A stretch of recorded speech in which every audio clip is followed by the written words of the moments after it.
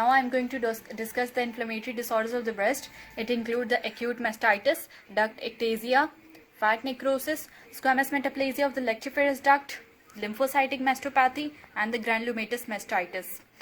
What is acute mastitis? Acute mastitis is the acute bacterial infection of the breast when the breast is more vulnerable to the cracks and the fissures. It's more vulnerable during the first month of the breastfeeding. The causative organism are the Staphylococcus aureus or the streptococci, which is the normal flora of the skin. If the causative organism is the Staphylococcus aureus, it will cause the disease in the form of abscesses, and abscesses may be single or the multiple. What is abscess? The accumulation of the pus. If it cause the disease in the form of streptococci, it will form the disease in the form of cellulitis. It will cause the disease in the form of cellulitis. The patient will present with the erythematous, painful breast, no mass, but pain and erythematous redness of its skin, along with the fever because it's a bacterial infection. Firstly, it will involve only the ductal system or the one sector of the breast. If it not treated, it will spread to the entire breast. The only treatment is antibiotic, continued expression of the milk, and rarely the surgical drainage is required. Now comes to the fat necrosis. What is fat necrosis of the breast? It's basically protein. Protein means having the ability to change itself according to the time.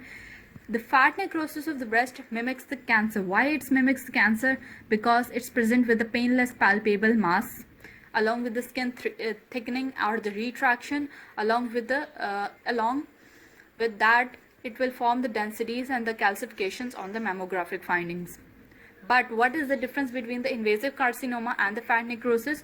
It has got the history of the breast trauma and the prior surgery. We can only differentiate between the fat necrosis and invasive carcinoma on the basis of morphological findings.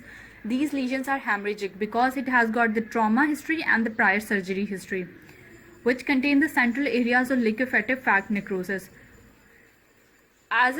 Because it has got the trauma history and the necrosis occurs, it will result in the infiltration of the fibroblast, result in the chronic inflammation, and the chronic inflammatory cells starts to surround the injured area, which results in the formation of the giant cells, calcifications, and hemosiderin.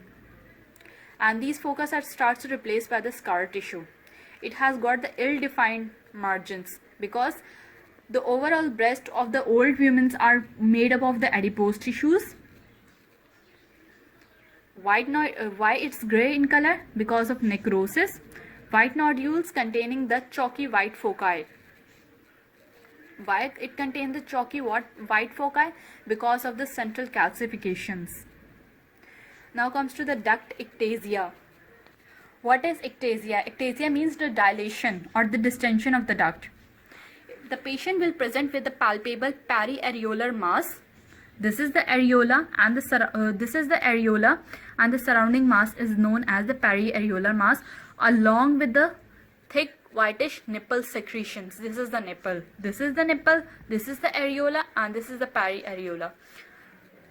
Thick periareolar mass along with the white thickish nipple secretion, along with the skin retraction or the skin thickening. Now comes to the morphology.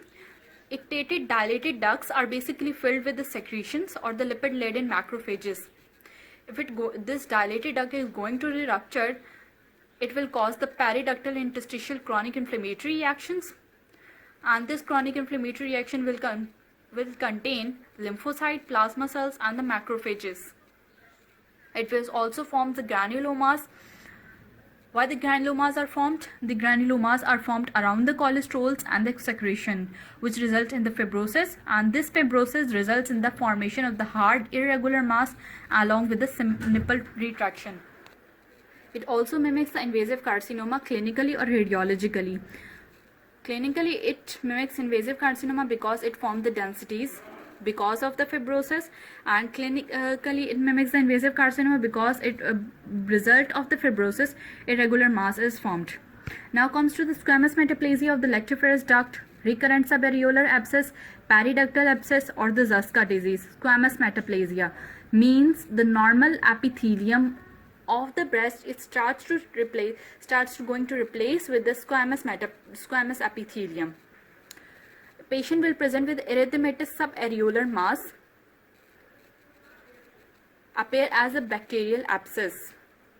Recurrent cases may be formed because of the characteristics fistular formation take place under the smooth muscles of the nipple, which open into the skin at the edges of the areola. This tract is formed, fistular tract. It is associated with vitamin A deficiency along with the tobacco smoking, which altered the differentiation of the ductal epithelium, as it happens in the lung carcinomas or etc. The duct ectasia present with the palpable periareolar mass along with the white nipple secretion. It present with the erythematous subareolar mass. It's periareolar and subareolar. No redness of skin is present in the duct ectasia, but there is a redness of skin is present in the duct ectasia. Now come to its morphology. Its morphology, the duct is going to having a keratinizing squamous metaplasia.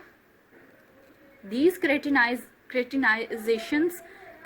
tissue is going to shed and plug the ductal system, which will cause the dilation.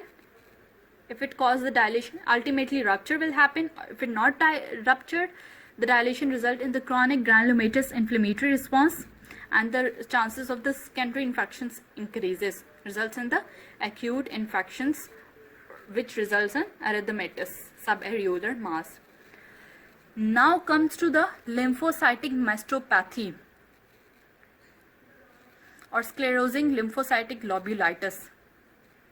This is also the same thing, single or the multiple hard palpable masses or the mammographic densities.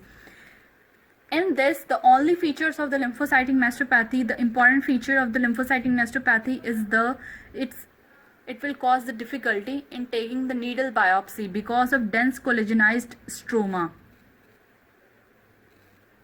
What is the morphology? Atrophic ducts only, along with the lobules with thickened basement membrane surrounding by the lymphocytic infiltration. As the name shows, this is a lymphocytic mastopathy. So the lymphocytic infiltration is the most prominent features. It's most commonly occur in the type 1 diabetes mellitus patients and having the autoimmune disorders like autoimmune thyroid disease. Now comes to the granulomatous mastitis. Granulomatous mastitis itself is not a disease, but it's a manifestation of systemic granulomatous diseases like sarcoidosis, tuberculosis, granulomatous with polyangiitis, granulomatous disease with lobular mastitis. What is the cause? Hypersensitivity reactions to the antigen that expressed during the lactation. Granulomas associated with lobules.